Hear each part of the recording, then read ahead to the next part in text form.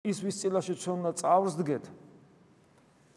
ის არის რომელთანაც ვერანაირი უწმინდურობა ვერ გაჩერდება შეუძლებელია სასუფეველი მარადიული სიცოცხლე სიკვდილი რომ აღარ არსებობს ის თავარი სიკვდილი რო არ არის ეს არის ღმერთთან ყოფნა იმიტომ რომ მხოლოდ ის არის სიცოცხლე თუ ღმერთი არა სხვა სიცოცხლე არ არსებობს ღმერთის გარეშე გონიერი არსებისათვის არსებობს მარადიული სიკვდილი თავის მთელი საშინელებით ხოლო ღმერთთან ერთობა შესაძლებელია მხოლოდ იმ შემთხვევაში თუ ჩვენ მისი მსგავსი ვიქნებით და ჩვენში არ იქნება უწმინდურობა რა არის უწმინდურობა ეს ადვილი გასაგები არ არის სხვათა შორის რა არის უწმინდურობა და რა არის სიწმინდე გასაგებია რატომ არ არის ადვილი გასაგები იმიტომ რომ სიწმინდე ღმერთისთვისება და უწმინდურობა ღმერთის საწინააღმდეგო მდგომარეობა ეს არ არის უბრალოდ უზნეობა თუმცა უბრალო უზნეობა რომც იყოს ჩვენ ახაც სერიოზული პრობლემა გვაქვს იმიტომ რომ ვერავინ გავიკვეხნით ზნეობრივ სისუფთავეს ბოლომდე ჩვენს გულში იმდენი ცუდი რამეა ჩვენი ეგოიზმით ჩვენი ანგარებით ჩვენი შურით ჩვენი უსიყვარულობით ჩვენი სიამაყით ჩვენი ქვენაგრძნობებისადმი მიდრეკილებით იმდენი სიბინძურია ჩვენს გულში რომელსაც საკუთარ თავსაც კი ვერ უტყდებით და მრავალ მათგანს უბრალოდ ვერ ვხედავთ ბრმანი ვართ და იმიტომ საკუთარი თავის მიმართ რომ ესეც კი საკმარისი იქნებოდა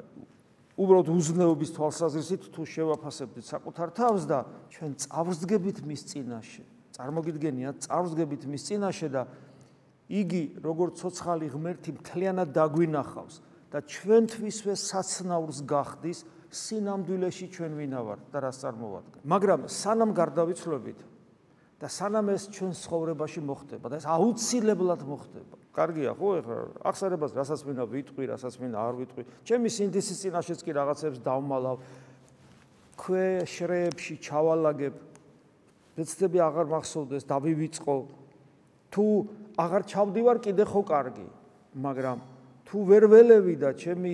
ეგოიზმის ანგარების და მსგავსი თვისებების გამო ის პერიოდულად მაინც ცოცხლობს და წამოყოფს თავს ეს თლაც საშინელება თუ ვერ ვაკონტროლებ საერთოდ კატასტროფა მაგრამ ის რომ საშინელ სამჯაროზე წავსდგებით ჩემი უსიყვარულობა და სიამაყე გაშიშვლდება სანამ ეს მოხდება უნდა ვეცადო რომ საშინელი სამჯაროს რეპეტიცია ესე რომ ეს ტექნიკური ტერმინი რო გამოვიყენოთ მუდმივად მქონდეს ჩემს გულში და მუდმივად ვივარჯიშო იმაში მუდმივად ვივარჯიშო ეს ხდება ლოცვის დროს როცა გულწრფელნი უნდა ვიყოთ ლოცვის დროს ერთ-ერთზე რო ხარ უფალთან გულწრფელად უთხარი ვინც ხარ შენ მე უნდა გულწრფელად უთხრა რა ნაგავიცვა ღმერთის წინაშე განვაცხადო ეს სიტყვით უნდა ვთქვა რომ აი ესა ხარ შენ თეოდორე